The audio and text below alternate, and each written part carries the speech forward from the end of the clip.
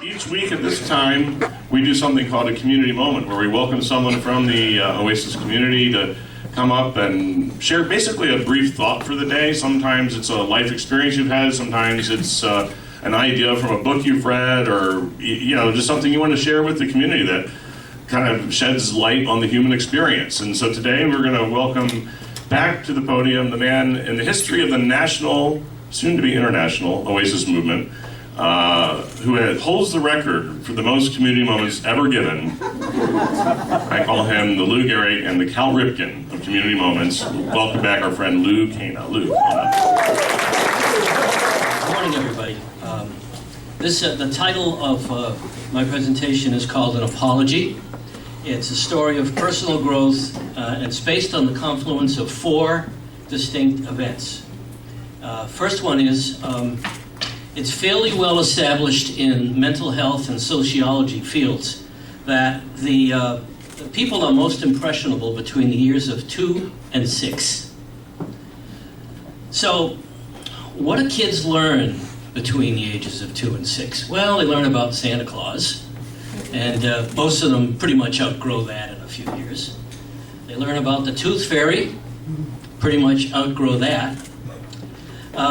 Most kids learn about a higher power and organized religion, and most people don't outgrow that, although it's a tribute to many of you here who have told us your stories of personal growth, where you finally figured out, usually in your teens, that there was no higher power and all that kind of stuff.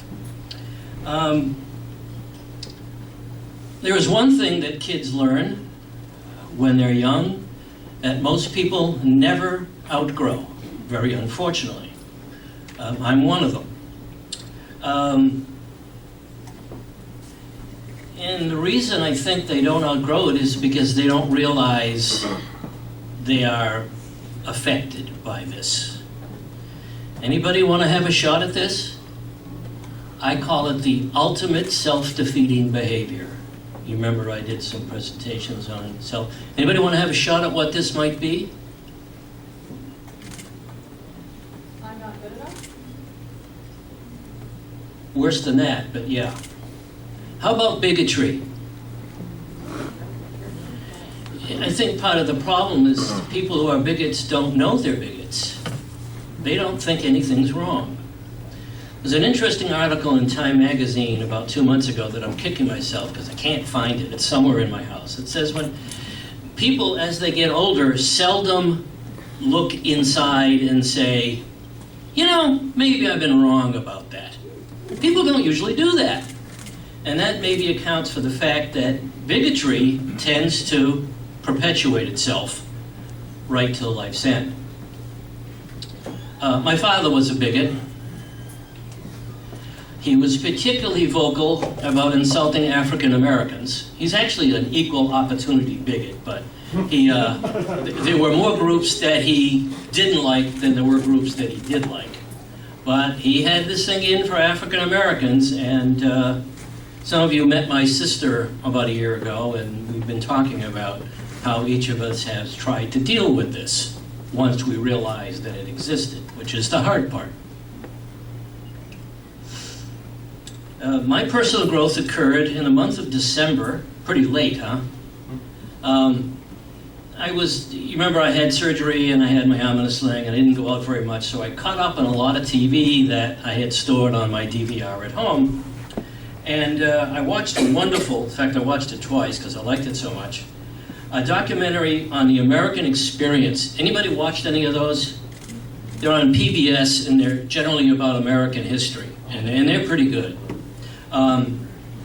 There was 3 one-hour documentaries on the abolitionists, and if anybody here ever wants to do for us a story, community moment, main talk, about William Lloyd Garrison, that's my gift to you. Go with it, run with it.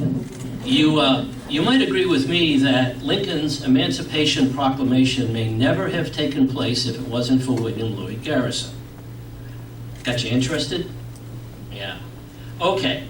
So the documentary that's the basis of this presentation was called The Freedom Writers. 2 hours long. Took place in May of 1961. And it really was, to be honest with you, a publicity stunt from CORE, the Congress on Racial Equality. Because at the time, they were like the low man on the totem pole.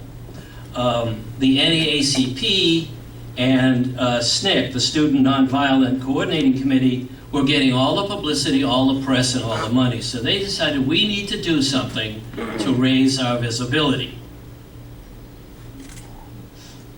So they decided to organize a freedom ride.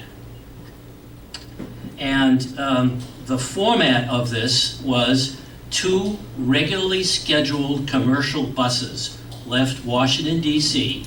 in May of 1961. 1 Trailways, 1 Greyhound. There were, there was about 11 or 12 people on the 2 buses, divided evenly. Roughly, if there were 11, it was 6 white people and 5 African Americans. And the purpose was a nonviolent attempt to visit the segregated facilities by deliberately violating segregation laws of the Deep South, the so-called Jim Crow laws. Pretty dangerous stuff. So each rider had to sign a waiver before leaving DC, acknowledging that they would be putting themselves in danger, and if they were hurt badly, CORE wasn't to be responsible. These buses went on a regularly scheduled route. And what that means is everybody knew the buses were coming. So the first Freedom Ride left DC. Its goal was New Orleans. Started from DC to Nashville, to Birmingham, to Montgomery, and then on to New Orleans. As you'll soon learn, they never made it. Okay. They got through Nashville okay. And Nashville, by the way, was one of the last cities in this country to be integrated, believe it or not. They got through Birmingham. I have no idea how. That was the city that the sheriff was Bull Connor, who was a violent racist. They got as far as Montgomery, Alabama. And what happened in Montgomery is, with people on the buses were burned. And the Klan members and the residents blocked the doors so that nobody could get out of the bus. And that includes the regular riders, not just the Freedom Riders. Somebody shot off a gun, and it scared everybody away, so people were able to leave the bus. One bus was burned. The other bus was, the bus driver was a Teamster, and Jimmy Hoffa told him, "Get off the bus, you're not driving this bus anymore." So that stranded the Freedom Riders in Montgomery, Alabama. By now, the word's getting around to the entire world that the United States has a race problem. And this was very embarrassing. And word finally got back to John F. Kennedy, who was the new president, and his Attorney General, Bobby Kennedy, who up to now had pretty much ignored the race problem. They were far more interested in the Cuban Missile Crisis and the Cold War and all that kind of stuff. But they stepped in, and they arranged for an Eastern Airlines flight to take the Freedom Riders from Montgomery to New Orleans. What's interesting is when they got on the plane, somebody called in a bomb threat. So they had to go back into the terminal facing all of the bigots and whatever. What I found interesting is I was watching this documentary, and the people who got the worst of the beatings and whatever were the white people. I guess they were considered to be traitors. But nevertheless, everybody got pretty much beat up. Nobody got killed, which is, to me, is just amazing. Okay. So word's getting around that this is going on, and word got back to Fisk University in Nashville. And Fisk University is a largely African-American school, and they were in finals. Nevertheless, 10 students said, we need to go. So they basically dropped out of school, got on a bus, and followed the same route more or less as the other freedom riders. As it turns out, if you Wikipedia this, by the time we're all done with this, there were about 400 people who went on freedom riders over the course of a year.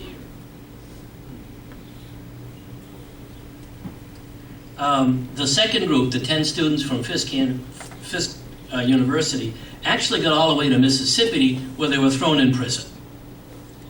And again, JFK and Bobby Kennedy stepped in and said, you got to let these people go. They didn't do anything. So. Okay, here comes the hard part. About 90% of the way through the documentary, I had an epiphany. And I really wish somebody had been in the room and took a picture, because I would have liked to see the expression on my face. This is what I said to myself. I said, these folks certainly had more courage than I have ever had. They are at least as intelligent as I am. And they have an admirable dedication to their cause. So, if anyone who is African American and is within the sound of my voice, and to whom I have treated as less than my equals in any way, I apologize. I am working to see that it never happens again. Thank you.